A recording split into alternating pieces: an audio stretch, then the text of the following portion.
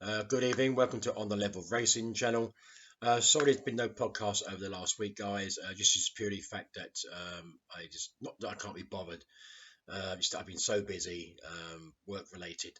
Time I get home is quite late, and just really, and the race hasn't been that great. We've been hitting the bar too many times now, so this is why I stated on the page that I'm going to take away any unforeseen racing that doesn't really need to be looked at, to be honest. The National Hunt National Hunt season finishes this weekend, which is pretty good, so we can concentrate more on the flats for the season. And I'm not going to, just beat around the bush here. So we're going to go straight into the meeting. We're going to cover. We're going to cover the whole meeting here at Sandown. It's the first day of two. As I said, got a flat card tomorrow, and you've got the national hunt on Saturday, which is obviously the close of the national hunt season, where we will see Harry Skelton crowned the champion jockey this year. So further ado, I've had a good look at this 115 at Sandown, and I've probably chopped and changed a few times here. My first gut feeling was Nelson Gage, just purely the fact that the Richard Hughes horse has had a benefit of a run over like the main principles here, and really some of these horses are not really that well treated against Nelson Gage only on mark 82, so there's much more improvement to come there. There's no reason why this son of Memes cannot get another win on the board here for the hat trick. If we have a quick look here, obviously most of the forms come on ill weather, winning at Southall and Wolverhampton off marks of 75. And the fact is, his horse has not had a turf win. It means he had 4 runs on the turf.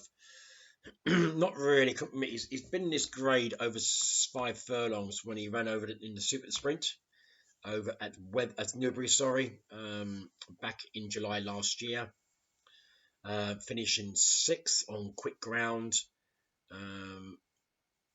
The fact that he did make a lot of ground up in the closing stages, however, he never had the pace to get past anything really significant in front. So that would concern me. That he hasn't, I don't think the horse has improved that much.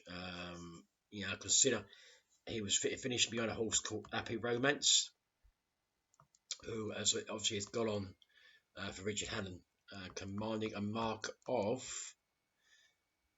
winning mark of 97, which would put roughly, if we went on this race alone, we just would put Nelson Gage in the ranks of about 95 off that based run. But obviously, his 2 wins. I mean, I can't see how they managed to get this horse rated off a mark of 82. He's pretty worth at least another £10 on top of that. So this course could be well in. The horse I also looked at here was last year's winning trainer and jockey combination, Danny Tunhope and David Amara, or Mira, how you want to pronounce it. There should be plenty of speed on this horse here, being by Kodiak.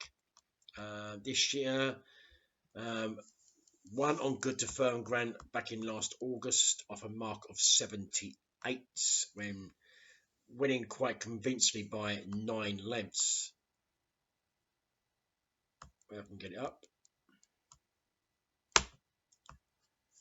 Okay. Yeah, sorry, one by 3¼ lengths of a mark of 78, and was favourite to do so. That was quick ground, always in command, led from start to finish, and then obviously and done very well. It had a very good draw that day in stall 9. So the best he's run. He was the best of the 2 here. I mean, you had First Edition, who was also in this race. Finished behind Nomadic Empire quite a considerable way. It was 1, 2, 3, 4¼ lengths of level weights, when they both met in the Group 3 Cornwallis Stakes over at Newmarket back in October last year. Obviously, looking at that, Nomadic Way hasn't really progressed. You know, we don't know what we're going to get from this horse. I said he's only run off a mark of 78.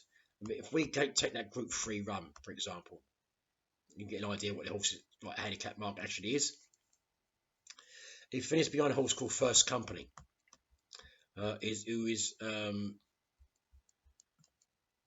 let's have a look here, rated at 95. Nomadic Way was rated 98 that day, so he probably went up to a mark about 94, 93, about that sort of mark, and finishing 6th as well. That was in the Group 3, with First Edition way back in 10th there for nearly 4.5 lengths back for a mark of 100. And the thing is, First Edition is still rated 101. He's still within the handicapper's grasp. Nomadic here in Pine comes to a mark of 97. So I think he's above his current mark. I mean, he's not pretty well treated. So he probably run off about 93. So he's £4 up than what he really should be achieving. We can take a look at Charlie Fellows here, rated about 93. Again, another horse been running all weather with 2 wins at Wolverhampton and Southwell, off marks of 79, and then defied a £10 penalty when winning off a mark of 89. If we go to his turf run, he won at Beverley last year, a good deferred mark of 74. And the horse he beat was called Liberty Breeze. If we can have a quick look at what Liberty Breeze has done since. Not a great deal. Got absolutely thrashed in novice ranks over 5 furlongs at Newcastle back in November last year. She was quite easily beaten. So that Beverley run's not very strong. We can go to the Sandown race where this horse finished second to a horse called Rod Address of Willie Haggis's. That was rated 71 that day, and Charlie Fellows was rated 73. But if we look at now what Rod Address is actually achieved since, the horse is actually not in his country anymore. It's actually running back over at Santa Anita for a horse called Neil Drysdale. Okay. Yeah, the horse went on to win over 6 furlongs at the Goodwood meeting in September, and also won a listed event at Chantilly. So if we look at this listed event, which is more lively to do it, one of a mark of 90. So the horse at Royal Address was probably rated about 97 with the penalty. So if we go back to Royal Address's win, Charlie Fellows would probably rated now off the back of that Royal Address effort in the listed company, probably around about 91. And this is another horse that's getting here off a mark of he's off 93, so he's probably another horse that's probably not well treated for this race. So if we take a look at the bottom 2, which is Nelson Gay for Richard Hughes and Mick Appleby's horse here in Fantasy Master. Now Holly Doyle comes into the race. She's a kind of jockey I just hate, really do. I don't back her, and she has a habit of getting up and beating my horses. Now, she's never rode the horse before. Her partner Tom has. Last time seen back in October on soft ground over at Nottingham, finishing off terribly at a mark of 82, finishing 4th. In a very, very average nursery, class 3, but was a winner on soft ground, but for a mark of 76. Now, if we look at the runner-up there, which is a horse called Dark Illusion, and Dark Illusion went on to be placed off marks of 78. Yeah, Dark Illusion is probably rated about 78. That's correct. Yeah. So if we go back to see what the capability is of Fantasy Master, we rated about 85. Fantasy Master probably about now 85, and he comes to this with a mark of 81. So that's a horse. He's got £4 in hand here, so he would have to be fair with Hunter Holly Doyle, and he is the outside of the party. I'm sure it will have his supporters, especially being Holly Doyle in the plate. But Nelson Gay, if we go back to Nelson Gay again, like I said, we look at the form, 2 wins on the order. We go back, the fact that this horse finished 6th in a super sprint. As we know, Happy Romance now is worth about, it's worth 97. So this would have to put Nelson Gay at least 92. And, so this horse could be very, very well in still, even though this horse has not won on turf. If he uses the advantage here for mark of 82, he's got a very good chance here of getting his first win on turf. I do think the danger is Fantasy Master under Holly Doyle. I think it can't be underestimated. But I'm going to go for hopefully Nelson Gay here, David Egan. Can get this horse home. Generally about 15 to 8, 7 to 4. 15 to 8, best price with free spec 365. But just keep an eye on the market for this Fantasy Master. It's currently 8 to 1, 15 to 2 in places. But it's currently 8 to 1 with bet 365. Any money comes for this horse, it might be worth well noted if they decide to get the plunge on the horse. On to the 150. Which is another class 2. This is the Bet365 Escher Cup Handicap over a mile. 10 go to post. I think we've got a smart recruit here. Definitely from the Simon Christopher's yard here. James Doyle will come in for the ride on a horse called Izza M. A well-bred colt by Olympic Glory. Great draw in stall 5. Proved that the 2 turf defeats. The 2 all-weather defeats at Kempton last year was obviously spot on, because the horse has definitely come on and made a good transition from 2 to 3 when winning over a mile at Redcar back on the 5th of April, over just shy of the mile, and did it very well considering the horse was very badly drawn in the process. Came out stall 9, had a lot to do under PJ McDonald. But it was 4-11 favourite to win the race and won by 4 lengths. It was quite impressive the way he won as well. So yeah, I even think the runner-up in that race, Poet's King of Kevin Ryan, there's another horse I think you've got to watch out for as well. I think as the season comes on, and the good thing about it, the Al Hajeb, who for Mark Johnson's horses finished 4th, has improved slightly since finishing 3rd on your weather. But I think Izza M for Simon Crisford. I think especially come out of stall 5. Believe it or not, stall 5 has an exceptional record in this race. I know it doesn't really matter these kind of races. It's just there's no bias.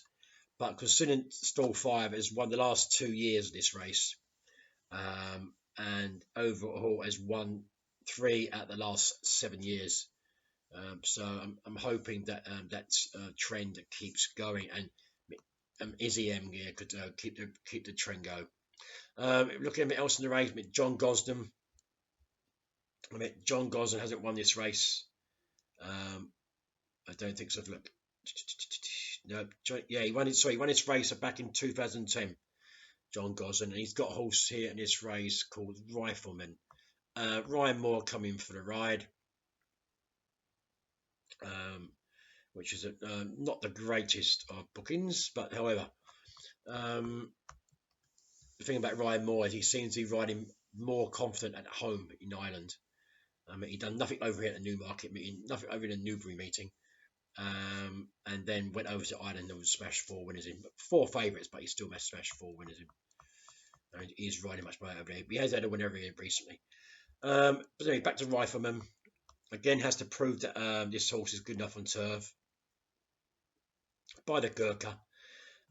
Last seen at Kempton over 7 furlongs, winning, being a horse called Alawi of Hugo Palmer's to 3 1/4 length, and did it very smartly. But the track was running very slow that day. I, I just don't think the form is solid enough for me. I mean, considering back there, Rohan has been recently beaten. Did win on the all-weather, but was recently beaten Newmarket back on turf for a mark of 95. A little bit concerned, really, for me for that Rifleman. Richard Hannon's hit the ground running superbly. I do think this horse here, Dingle, could be the serious threat to selections. Last seen here at Newbury over 7 furlongs, when finishing a very good third to a horse called Mithras of John Gosden's, rated about 90. And yeah, I think he's a little bit unlucky actually, because he was, even though he was held when he was hampered inside the final furlong, he still stayed onto the line. So yeah, you can't take it a fact away that he's run an exceptional race against 2 horses that were pretty far superior to him on the day, and that was over 7 furlongs on quick ground, but did stay on. So he's won on the all-weather over a mile. He seemed to be better on quicker ground. That was off a mark of 86. Comes with this off a mark of 86. It's about £2 in hand here in the handicapper, roughly £2 or £3. Not a lot really. So I wouldn't be surprised to see Dingle run a big race here, and probably worth the each way money, around 4 to 1, 9 to 2. Up the top there, you've got Mark Johnston's horse here, Namus, who was extremely impressive. I thought when beating my selection last time out, when he beat Forest Falcon. Now, I thought Forest Falcon should have won the race personally under Franny Norton, but obviously Ben Curtis, he made all, went from 2 out, ran on strongly final furlong, and he very hard to peg back. That was a mark of 91. So that will put him up to about 97, 98 if the penalty comes into effect. That was on good soft ground. But he's off 98, which is correct. So, and the thing is, he's by Wootton Bassett. So I would not put you off this horse at all, being backed before the race actually takes off, purely on the fact that the pedigree is good enough. But I'm going to take a stab here with Ilza M of Simon Critter, James Dole. He's got a nice draw in stall 5. I think James Dole can just sit off the pace there, and then obviously bring him through, and hopefully this horse can win nicely again to go and progress on to something better this season. I'm going to go on to the 225, which is the Bet365 Golden Richard Stakes, over just shy of 1.25 miles. Group 3 contest. Not the greatest money for £25,000 goes to the winner. 7 declared, and again, I think this is a match-up race here for me personally. That's Michael Stout's horse, Highest Ground, and John Gosden's horse, Ward Koenig. Now, these two met last year, I believe. Yeah, back in October. They met last year in June at Haydock, where Highest Ground came out to 2.5 lengths to victory. Ward Koenig was getting beaten off 101, and probably run up to that standard as well, put up to mark 100, 101, which would put Highest Ground in the close proximity of around 108, 109. The interesting form in this race is way in back and forth there, 16 lengths off the winners, was a horse called Rookwa. Now, strangely enough, Rookwa decided to go back jumping, which he returned. He has returned for jumping for Sam England, and has done extremely well. Came out and has won 2 races this month already, off marks of 99 and 100. So you know, a horse has come from the flat to the jumps, and obviously taken the jumps very well, Ruckawar. But as I said, highest ground, I think, is the more progressive type in this race. If we go look at his previous last run, so I think we could overlook the Darley Stakes race when he finished 10th. Never really went on the soft ground. I think the washing was out way before the race even started.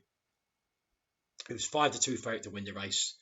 Lost slow away, got worked up in the preliminaries, and didn't really act at Newmarket at all.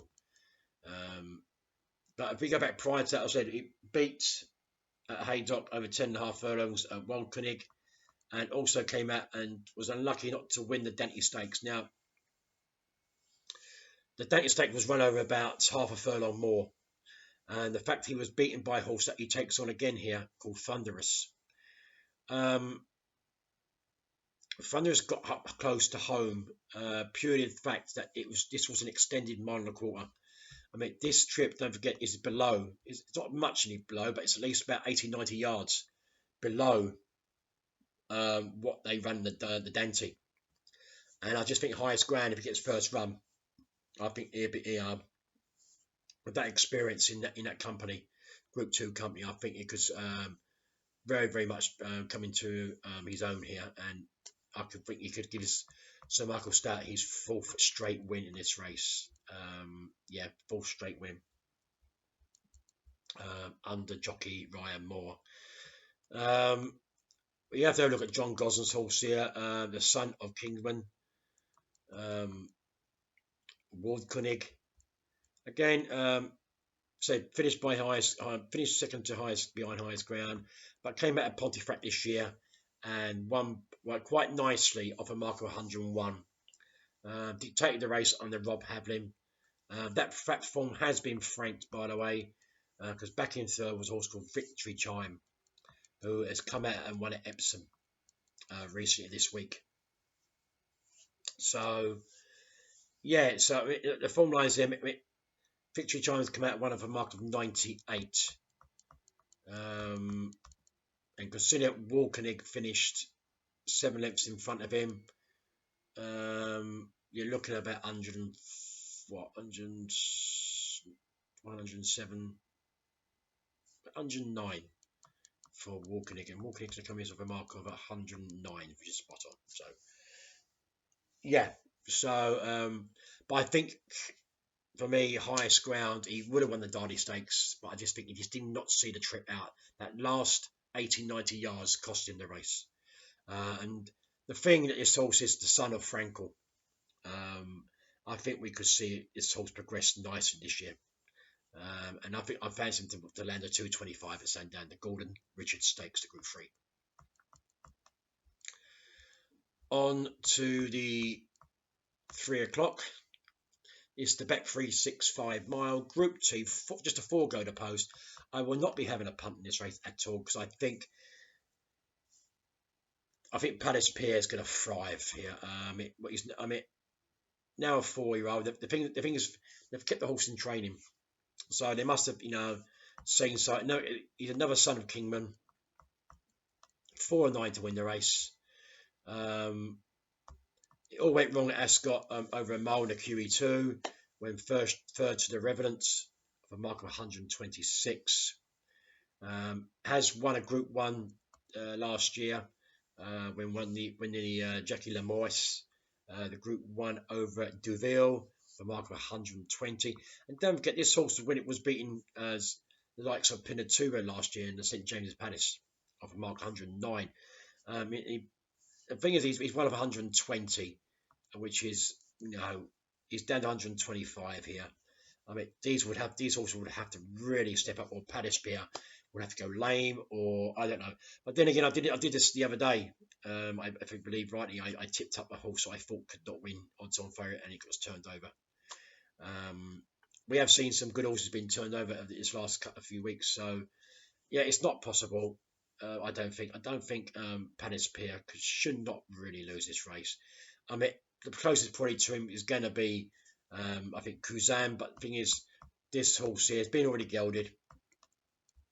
And in fact, 2 wins on the all-weather at Lingford and Chelmsford.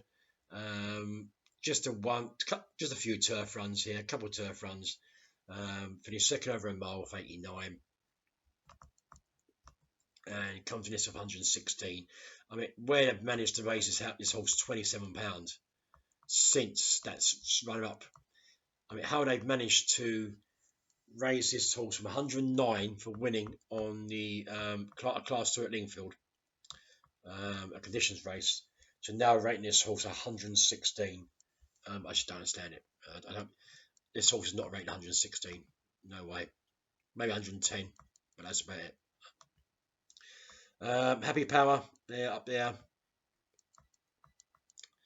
Again, number outsider, 10 to 1. Got plenty of ability. Last seen running the Group 1 last year, which is the champion sprint, when finishing 9th to Glen Shell for 115. Prior to that, won 3 nice races over 7 furlongs, off marks of 111, 110, and 109. This trip's probably out of his jurisdiction, I think. I think he's definitely a 7 furlong horse, and I think this is probably doing a word of good to get his run under his belt, Happy Power. And I wouldn't be surprised to see him just horse drop back to 7 furlongs going forward into the season. But as I said, no tip here at all in the 3 o'clock. Palace Pair really should be the class horse in the race, and the fact that the outfit have kept this horse in train at 4, I think speaks to lots of volumes, really. So that is where my view will go there. On to the 3:35.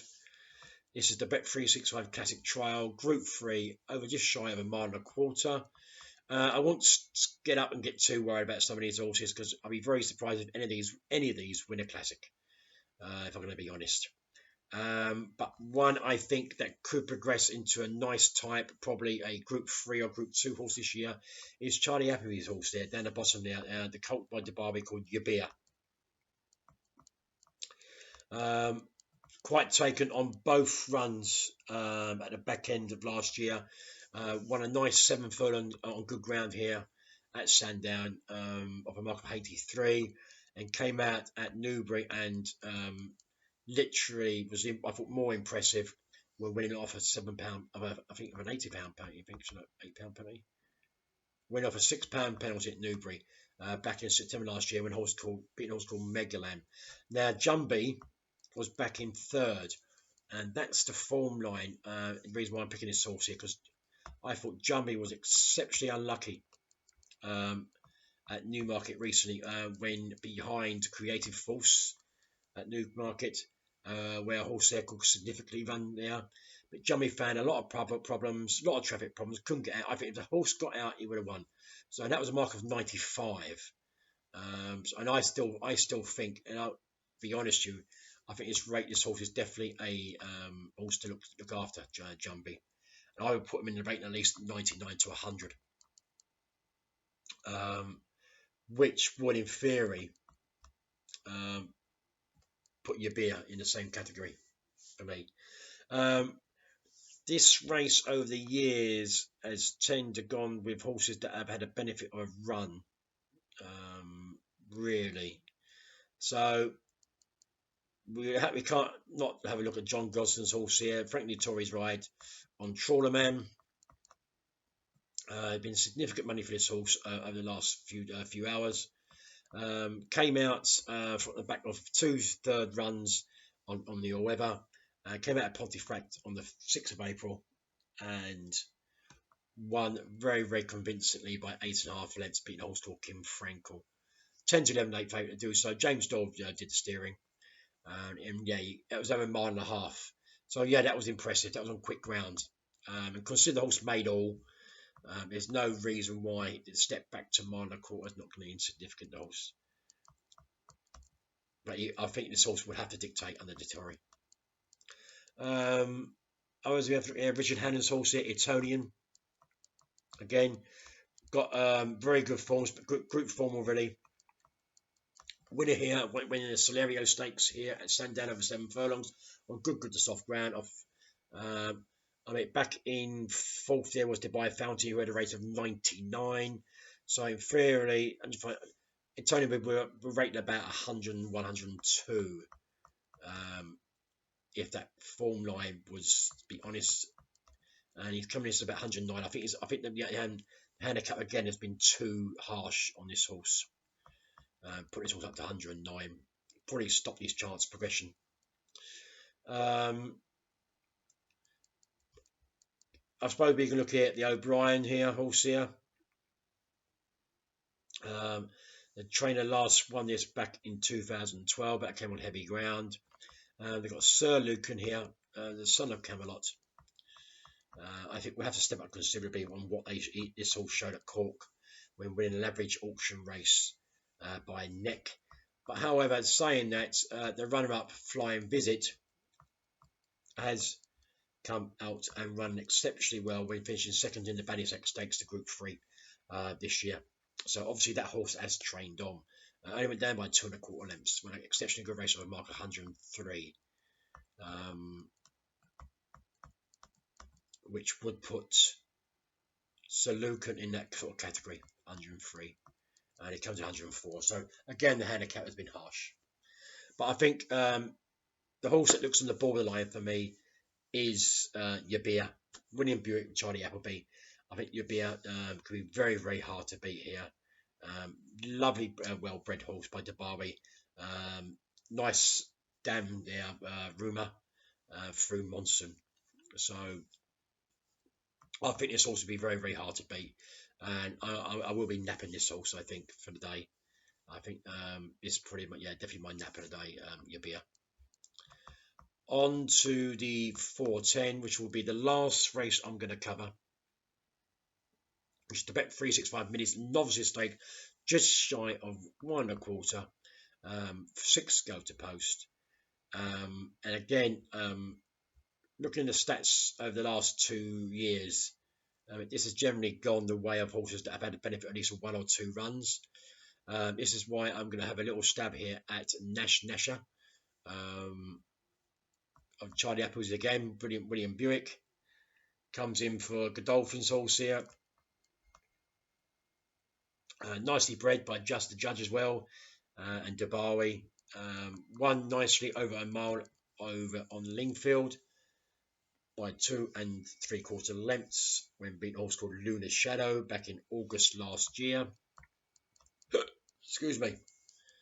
And really, I do want to take a little stab in this, but the fact is that the runner-up, I mean, she's been beaten twice with marks of 70 and 67, which is a bit of a concern. Looking at that kind of rating, I mean, National will have to definitely step up to show impressive to really win this. We have a look at the favourite here, which is going to be Chiesma, yeah. This horse has a serious pedigree, guys. I mean, if we look,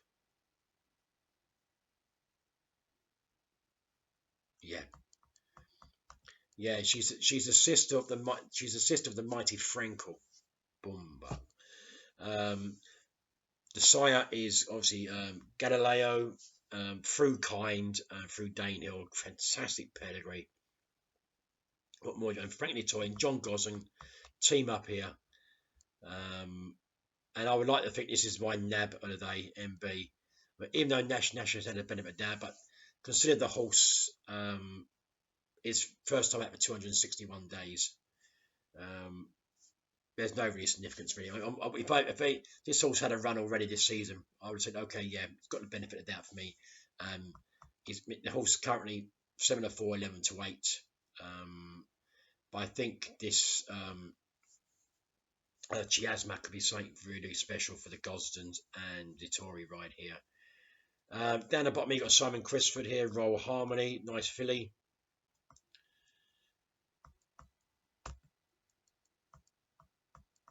So okay. Yeah. Nice. Oh, he's going here. We're in a fun part here. Bloody hell. Okay. Okay. Okay, again, debut run.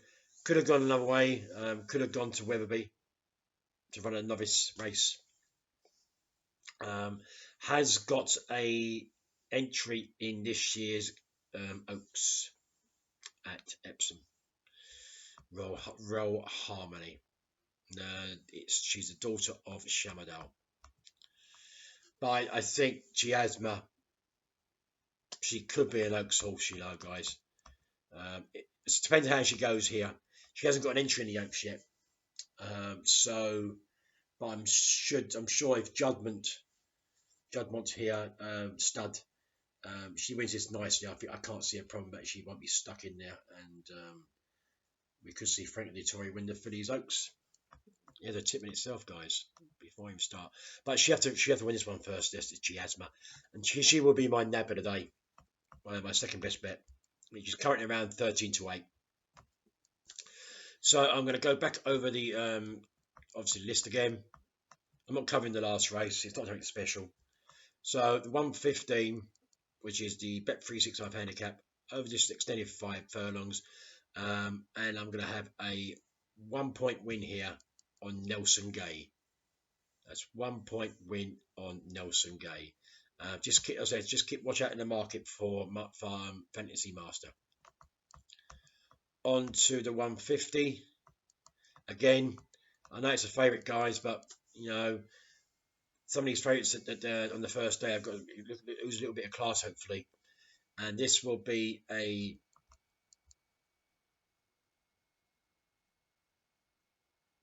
hang on a minute, guys. I just want to make sure I'm napping the right horses here.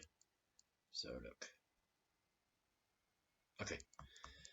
Okay, so it's going to be a 1-point win on a horse called Ilza M at 11-4 generally with most firms.